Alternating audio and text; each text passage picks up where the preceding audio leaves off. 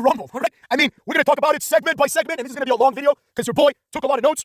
But I just want to say, this Rumble was interesting, all right? I'm going to wait to reveal what I thought of it at the end, but I basically wrote a goddamn essay here, so let's get to it segment by segment. First, we start out with the Women's Royal Rumble, all right?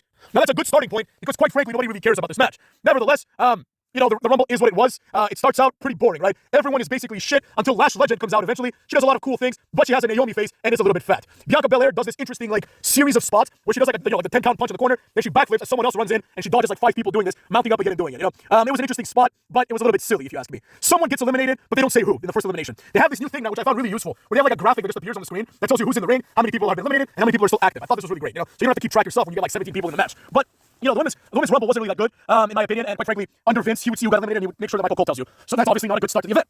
Nevertheless, there's like a situation where Lyra Valkyria comes in and she's supposed to be like a big deal. She's like number 4, I think. Ivy Nile eliminates her. Cole says Bayley's a Hall of Famer, which is like made me laugh a little bit. I mean, she probably will be, but it's like she hasn't done anything to earn that, but whatever, right? A notable point happens when Maxine Dupri comes out. She does like the reverse worm and puts the shoulder straps down. She's the only one in this match, like until later, where I'm gonna make another exception, that stands out. If it weren't for her, right, you can tell that she's like this silly, goofy, like hot girl gimmick, right? Everybody else looks largely like a horse, right? Or like, for example, Bianca Belair is a good-looking woman, right? But there's no like sexuality coming from her. She's just presented as an athlete. You know what I mean? She's not presented as an attractive girl. So like, it's almost like they're not taking advantage of the fact that she is an attractive woman. But anyways. Beyond this, nothing really happens. Chelsea Green comes out, and I will make a point about Chelsea Green. She wrestles like she understands what the match is. Like she's holding on to the bottom rope, like Road Dogg did in 2000, right? He made it like all the way to the final like 6 or whatever, and he just held on to the bottom rope like the entire time. You know, which is exactly how someone would wrestle if the Royal Rumble weren't like fixed. You know, if wrestling weren't predetermined. Eventually, Jordynne Grace comes out, and we learn that she signed a contract. I don't know if you already knew this. I didn't. She does like a Death Valley roll, like you know, Velveteen Dreams move on Piper Niven, which was awesome. I think that Jordynne Grace should win next year. You know what I mean? I think she is the one that's most primed. Alexa Bliss comes out in like her Bray Wyatt gimmick. You know what I mean? And she's looking great too. You know, she's like the only one in this match, aside from Maxine Dupri, who has any kind of discernible gimmick or who is different in any capacity, right? Otherwise, you tell me what the difference is between Roxanne Perez and Naomi, right? They're just two wrestlers who have no gimmick that are just there to try to win a match. That's boring. It'd be much more entertaining if people had gimmicks, right? And especially if they wrestled in ways commensurate to their gimmick. I'll use one of my personal favorites, right? Val Venus, he would knock someone down, then he would stand over them before mounting them, and he would do like the Val Venus, like, you know, shake your body thing, you know what I mean? And then he would punch the person, like, down, you know? So it's like, by looking at that, you're like, oh, this guy's like a weird suggestive guy. Oh, based on his entrance, it sounds like he's like a ladies' man. Then you learn he's a porn star, and that's pretty cool. Same thing like Godfather, for example, who was in attendance tonight. He had a move called the Ho Train, where he would go like, he would like kind of like, you know, move his arms around, and Jerry the King Lawler would sell the move by going like, and then he would like go and just blast somebody, right? It was a move that was based on his gimmick. You know, we don't see like much of that anymore, and I think it's a lost art. That's why Godfather was so over, because you have a move that people mark out for. A lot of the wrestlers today don't have that. Like they have their finishers, but they're not even these like cool mark out moments. You know, I'm not talking about a finisher that stands out like, you know, the stunner or the pedigree or the rock bottom, right? I'm talking about a theatrical move, right? Like the people's elbow, the worm, that's how he would do, and various other moves that are less flagrant, right? A good example would be like the Rock's spit punch that Jey Uso now does, right? Like a move that like could make sense in the heat of the moment, and it's distinct to that person, you know. Anyways, after Alexa Bliss, Trish Stratus comes out looking better at 50 than all the other women in this company.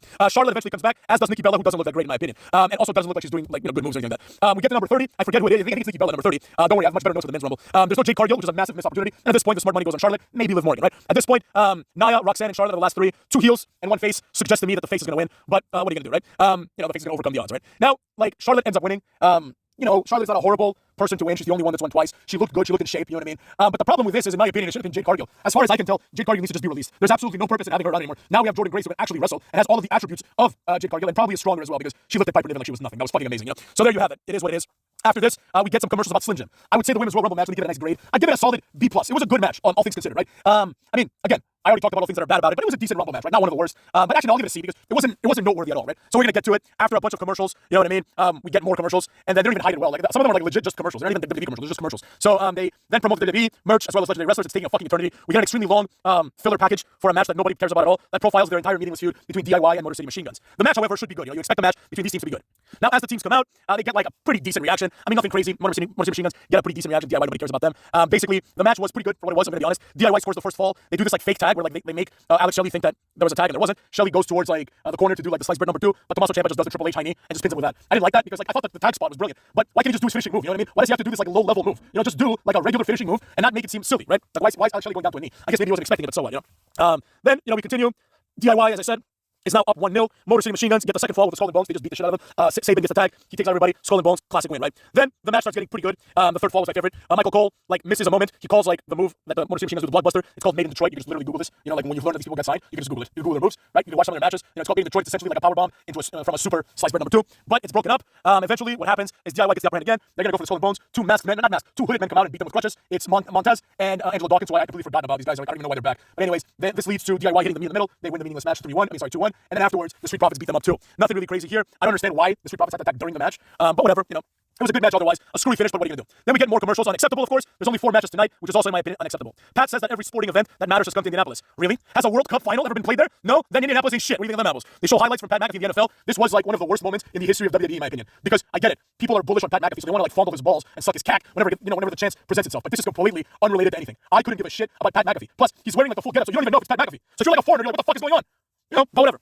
They do it to like stroke Pat McAfee's ego. I hate Pat McAfee. So there you have it. I didn't enjoy that at all. Right? Then we get a prolonged but fire promo between Owens and Rhodes. Not a promo of them talking, but like a promotional material type of promo. The match starts. I did not like this match, to be completely honest. The announcers explain that the match is brought by Wingstop, which I hated, and also they keep saying that Cookie Owens and Cookie Rhodes want to kill each other. Right? It's apparently Cody's 8th title defense, but he was supposed to have 93 matches, and I know that those dark matches and the social matches are often for the world title. That's why Cody Rhodes wins all of them. So it's like basically they count however they want to count if it's convenient. The whole Shawn Michaels thing ends up being retarded because they still have their belts, so they have to hang up their belts anyways. So Shawn Michaels taking possession of the belts was dumb because they both got their belts back. So that was really dumb. Eventually the two wrestlers come out. Cody's 222 pounds. That's less than Matt Hardy when he was trying to cut weight to be a cruiserweight champion. The match starts about 13 minutes, like after about 13, 15 minutes after like the other match, so it's just a complete waste of time, just seeing commercials for 13, 15 minutes. But that is how they do it. They also spend like a minute and a half just staring at each other before they start punching each other. They both go for the title, which contradicts what Michael Cole has been saying. Michael Cole said they want to murder each other. So if Cody Rhodes wants to murder Kevin Owens, why is he trying to take the easy way out and get the title? Right? Doesn't make any sense.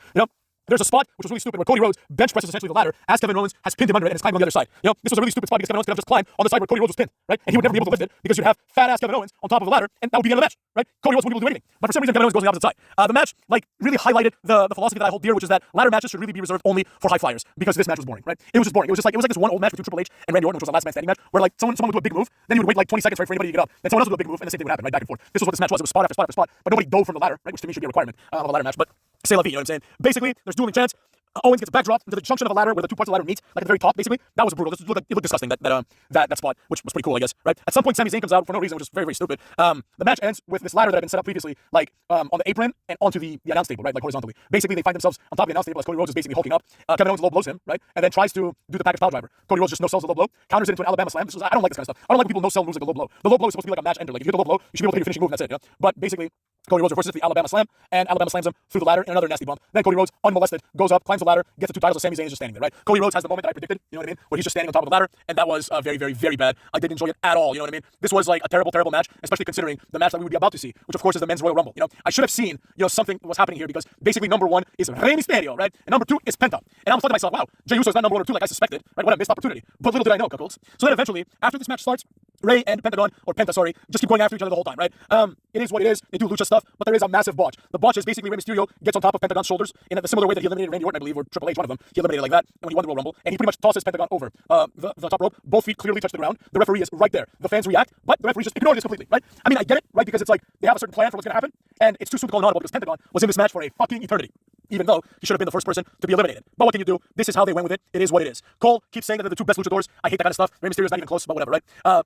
As I said, Penta should be eliminated. Wade Barrett tries to convince us that it was 1 foot. A terrible, terrible start. Gable is next, and there's a lot more botches coming on, right? Melo is number 4. Mysterio, who's like 5'2", 5'3" at most, is like basically the same height as Carmelo Hayes, who is like 5'5". Like, he's never gonna make it, let's be honest, right? He gets treated like a jobber this entire match, just like he's been treated like a jobber this entire year. Otis is at 5. Chad Gable slaps him, and then Otis slaps him really hard. This was like a real hard hit. Chad Gable is just incredible though, and he German suplexes Otis, but he does that like that slow German suplex. So it's not like this like snappy one where Otis jumps. He literally just lifts him and suplexes him. He's just like one of a kind. It's honestly insane how good Chad Gable is and how powerful he is, especially for his size. Eventually, Braun Breaker comes out, immediately spears and eliminates Melo within like 2 seconds. He just rolls into the ring, runs into the ring, like continues that run into a perfect spear, throws Melo out like a piece of trash jobber that he is. Kudos to Melo for taking the spear well. He also eliminates Santos Escobar, who I forgot to mention came out earlier because nobody could possibly give a flying fuck about Santos Escobar. He has no chance to do anything in this company. He needs to go back to AAA wherever the fuck he came from because it's just a waste of everybody's time. Then Tozawa is next, but as Carmelo Hayes, who had been eliminated, is going to the back. Carmelo Hayes just blasts him from behind, right? They take Tozawa to the back, Triple H to the back, and he's like, we need someone to replace him. And he looks in the back, and I Show Speed, who I believe is largely a YouTuber. I know him just as a Cristiano Ronaldo fanboy, right? He's just there for some reason. Triple H just, Speed, you're on. You're in the Rumble, right? Like, what the fuck's he doing there? You know what I mean? Why is there a YouTuber just there? That was really weird. But anyways, he goes in there, and he actually helps Braun Breaker eliminate Otis. That was pretty cool. Then he does the Soother Ronaldo taunt, basically. Then he does a backflip, and then he looks onto the ground as Braun Breaker just runs across the ropes multiple times, spears his jobber, and throws him to the outside. Otis catches him, and then Otis fall away slams him onto the table. I don't know what the point of this was, but that's what happened. Then Big Jim comes in, and the crowd dies. The crowd dies completely as he graces us with the Samoan moveset. There's going to be a lot of that in this video, so prepare, right? The announcers keep saying how Big Jim basically is the inferior of the 2 twins, and that he's living in Jay's shadow. He wants to come out of it, right? Andrade comes out. He apparently came back last year, like he returned to WWE at the last Rumble, and he has done fuck all since then. Penta keeps botching moves, right? There comes a point where we have to acknowledge that Penta's just not as good as we thought, right? This has Sin Cara written all over it, you know what I mean? Like we were supposed to believe that Sin Cara is like this incredible in-ring guy, and Penta definitely was an incredible in-ring guy, but the amount of botches do not really like tolerate or explain what's going on here. I also want to point out that even though the I Show Speed stuff was interesting because of the Sue and everything else, but the reality is this is very disrespectful to Tozawa, who is an actual wrestler, right? But whatever. They could have just had like I Show Speed be a surprise entrant. You don't need to like take Tozawa's spot. That was really dumb. Anyways, whatever. As I said, after Penta's botches, and a lot of the botches involved Andrade as well. So I'm thinking to myself, just put a mask on Andrade at this point. He's better than Penta clearly, and he never botches. Whatever. Next up, Fatu comes in here, right? Jacob Fatu. This brings the question to my mind. Shit, wouldn't it be great if just Solo Sikoa was in this match? The guy that actually was feuding with Roman Reigns. I don't know. Maybe they'll have Jacob Fatu versus Solo Sikoa. Basically, Solo Sikoa is not there, but Fatu slowly draws through the ring like Scott from Austin Powers and does exactly the same things that Big Jim did, right? He also graces us with a boring and overused Samoan moveset. I will say there's a part where he double Samoan drops Penta and Rey Mysterio. He then eliminates Gable, Rey, and Andrade quickly, right? Ludwig Kaiser comes out, and Cole says he had a breakout year. The amount of lies that are being told here is insane. He hasn't had a breakout year. He is a jobber who I believe has lost nearly every match, if not every single damn match. Then he doesn't enter, and when does eventually enter, he gets eliminated almost immediately. Cole says it must be a record, it isn't, right? Miz comes in and is now tied for the second most career appearances. He out-luchas Penta by doing a top rope Hurricanrana, but then Fatu Samoan move sets him. Then one of the fun parts of the night happens. Say his name and he appears. I believe in Joe Hendry. Joe Hendry appears, gets a massive pop, the biggest of the night thus far. I believe in Joe Hendry myself. He then does the standing ovation, which is basically the Big Show's chokeslam, onto somebody, I forget who. Sheamus gets mad because Fatu Samoan move sets him, but nobody cares because Roman Reigns is at 16. Breaker and Roman Reigns go head-to-head after Roman Reigns eliminates like a few jobbers, right? And actually Breaker spears Roman Reigns. Roman Reigns no-sells it and throws Breaker out. In hindsight, this Rumble was actually pretty shitty because a lot of the stuff was inconsistent. You know what I mean? Braun Breaker hits his finisher Roman Reigns, and then Roman Reigns just completely no-sells it and throws Breaker out like he didn't do anything. At least just at that point, just have Roman Reigns spear him and throw him out. Why are we having Braun Breaker have this move just to not have the move be sold? Whatever. That happens. At this point, Big Jim dabs Roman because they're friends and family, but then gets Samoan moveset eliminated by Jacob Fatu. Cole says Fatu and Roman is a future main event at WrestleMania, which is absurd. That's never going to happen. But